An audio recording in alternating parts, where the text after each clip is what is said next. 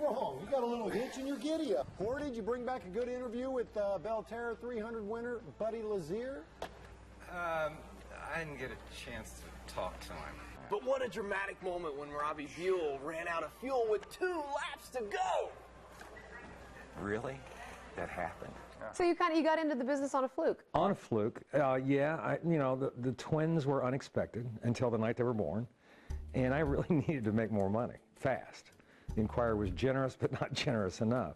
So they, offered me the job at 5, and I took it. And 3.5 years later, 19 came around, and as has been my history, at 5 I wasn't getting along with the bosses very well. So 19 offered me the job, and then I went there, and you know the rest. Yeah. And that was almost 19 years ago. You had to mention that. How about that? I was just terrible. I mean, I would come home exhausted. And this is going to sound strange, but I'd never done anything and failed. And I felt like I was a failure. Mm-hmm. And so finally, Jim Watkins, who was at 5, he said, "You're listening to everyone. Listen to you. Just be yourself."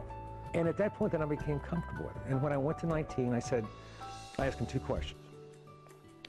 I said, "Do I have to cut my hair?" And they said, "No." I said, "Can I wear jeans and sneakers?" And they said, "Yeah."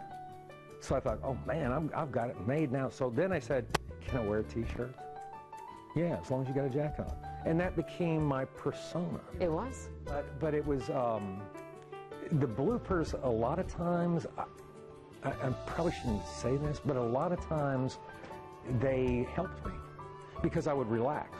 Well, who are you? I mean, are you because you're not a typical sports guy. No. How would you explain yourself to people?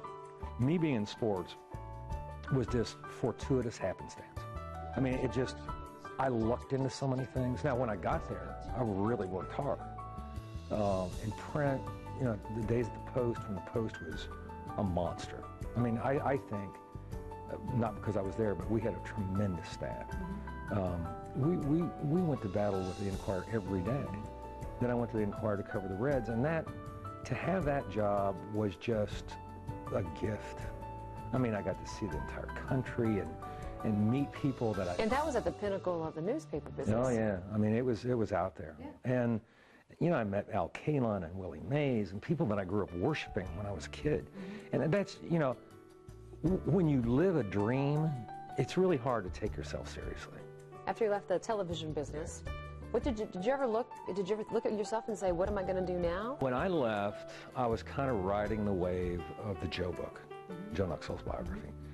And that book did beyond my wildest expectations.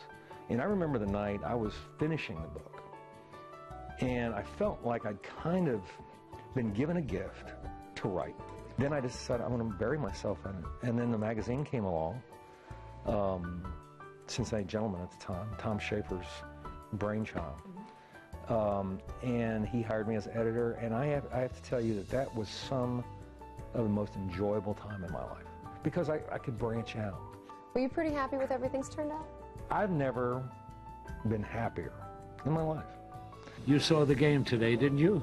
Absolutely. Did you like the game? Wonderful game. Enjoyed it very much.